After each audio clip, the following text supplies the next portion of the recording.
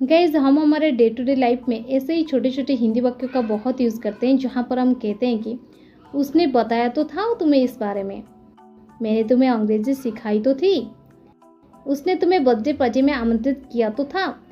So guys इस प्रकार के सेंटेंसेस को हम इंग्लिश में कैसे कहेंगे, क्या आपको पता है गाइज? अगर आपको नहीं पता तो आप बिल्कुल भी टेंशन मत लीजिए, क्योंकि आज की इस वीडियो में हम इन सेंटेंसेस को इंग्लिश में सीखेंगे।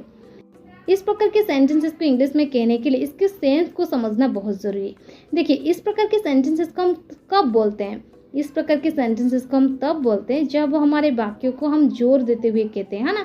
सो इस प्रकार के सेंटेंसेस को हम बोलते हैं एम्फैटिक सेंटेंसेस, जब हम हमारे बातों को जोर देते हुए बोलते हैं। ओके, सो इस प्रकार के सेंटेंसेस को इंग्लिश में कहने के लिए हमको यूज़ करना पड़ेगा डिड हेल्पिंग वर्ब की।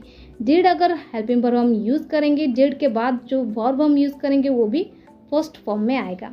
सो हमारा जो कंप्लीट स्ट्रक्चर है वो इस प्रकार बन जाएगा। पहले रहेगा सब्जेक्ट, इसके बाद डिड, डिड के बाद वर्ब की फर्स्ट फॉर्म, उसके बाद अदर वर्ड्स। चलिए कुछ एग्जांपल्स लेते हैं ताकि आपको ये स्ट्रक्चर और अच्छे क्लियर हो जाए। उसने ही तो मुझे एक ईमेल भेजा था। He did send me an email. He did send me an email. मैंने तुम्हें अंग्रेजी सिखाई तो थी। I did teach you English. I did teach you English.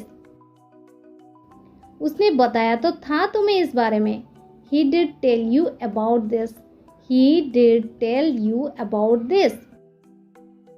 उसने तुम्हें पार्टी के बारे में पूछा तो था, लेकिन लगता है तुम भूल गए। He did ask you about the party, but it seems you forgot.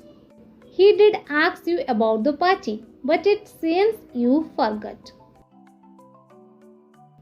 उसने तुम्हें बर्थडे पार्टी में आमंत्रित किया तो था। He did invite you to birthday party. He did invite you to birthday party.